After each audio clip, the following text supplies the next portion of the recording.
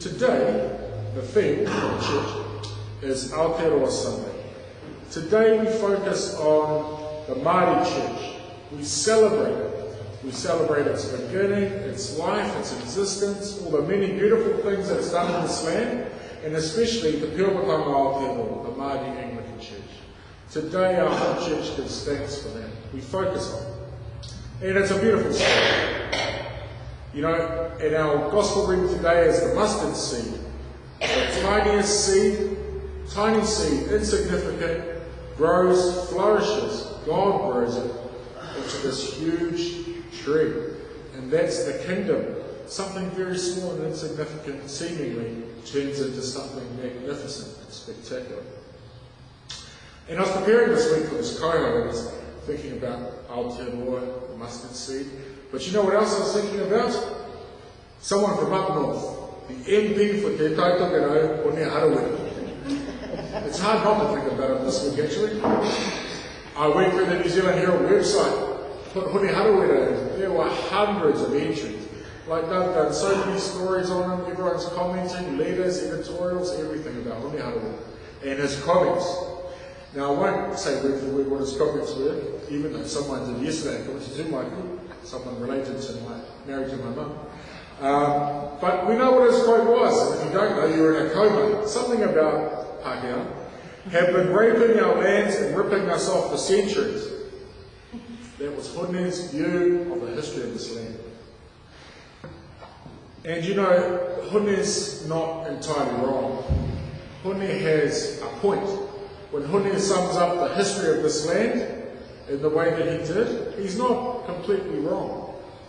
And you know, this mustard seed, perhaps we could say, from Hune's perspective, that mustard seed is still just that, still just a seed. It hasn't actually blossomed.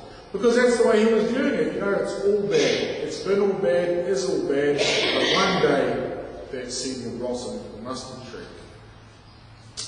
And as I thought about the history of the Māori church in this land, Hune is not wrong, not entirely wrong. You know, the church in this land began with this word assimilation. Samuel Marsden, he came here around 1840. He came here from Australia, and his aim was assimilation. Samuel Marsden thought that to be Christian, you had to be English. That's why when Samuel Marsden brought the first people with him, he brought a carpenter and a rope maker.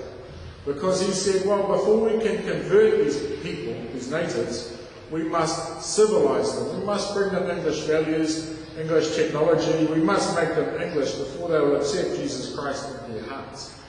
And that theme, that you can't be Christian unless you have a particular way of living, particular civilization, has been very strong through the history of our church.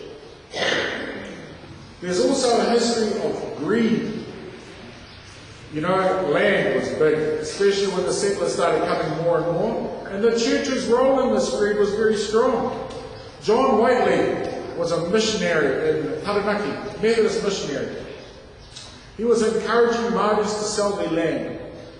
He said, I think it should be the primary object of the government to extinguish native title as soon as practical.